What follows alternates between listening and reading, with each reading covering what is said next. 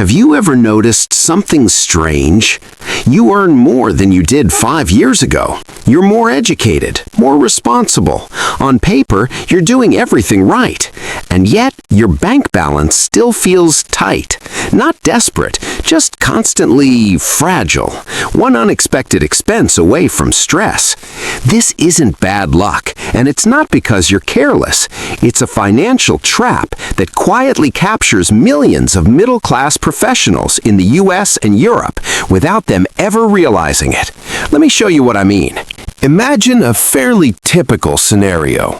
You're in your late 20s or early 30s. You live in a decent city, nothing extravagant. You earn, say, $70,000 a year in the US, or around 55,000 euros in Europe. After tax, healthcare, and social contributions, your take-home pay is roughly $4,200 a month. Now life starts claiming its share. Your rent or mortgage is $1,600. A car payment or lease, $450. Insurance, fuel, maintenance, another $250. Student loans, $300.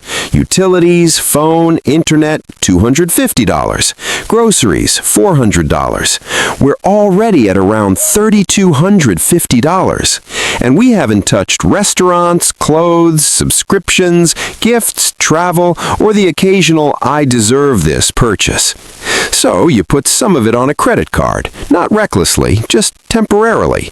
By the end of the month, you're not broke, but you're not building anything either.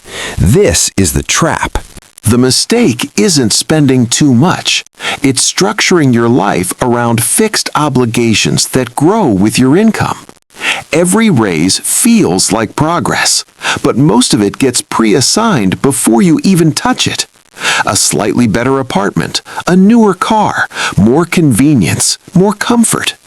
None of these choices feel irresponsible on their own, but together they create a system where your future income is already spoken for. Let's look at the math. That $450 car payment over 5 years, that's $27,000 before interest. Invested instead, earning a modest 6% annually, that same money could grow to roughly $42,000 in 10 years. The difference isn't lifestyle, it's time. And most people don't lose money dramatically. They lose it quietly, through opportunity cost. So why do smart, educated people fall into this? Psychology. Humans adapt incredibly fast. What felt like luxury last year feels normal this year. What felt successful at $50,000 feels barely enough at $70,000. Your reference point keeps moving.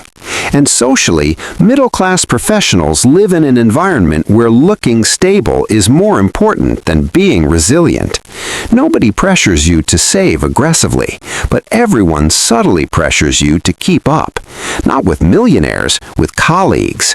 So the financial system rewards predictability, not flexibility. Banks love stable borrowers. Car companies love monthly payments. Credit cards love responsible revolvers. And slowly, your life becomes optimized for bills, not freedom. Here's the long-term impact if this goes unchecked. At 35, you're earning well, but saving little. At 45, obligations are heavier, not lighter. At 55, your income may peak while your flexibility is at its lowest. Retirement doesn't feel impossible, it just feels far away and uncertain. And the real cost isn't money, it's optionality. The ability to say no, the ability to change direction, the ability to handle shocks without panic. Now here's the perspective shift. Financially intelligent people don't obsess over returns or side hustles. They think in terms of financial breathing room. They ask quieter questions. How much of my income is already promised? How fragile is my lifestyle if my income pauses? How expensive is my comfort in future time? They don't eliminate enjoyment, they delay permanent upgrades. They understand that wealth, at this stage of life, isn't about abundance, it's about control. This isn't about guilt. If you recognized yourself in this, that's awareness, not failure. Most people never stop to see the structure they're standing inside. And once you see it, your decisions naturally become calmer, less reactive, more intentional. If this perspective helped you think more clearly about your own finances, you can support the channel by liking the video or subscribing. Not for motivation, just for more clarity like this. Thanks for watching.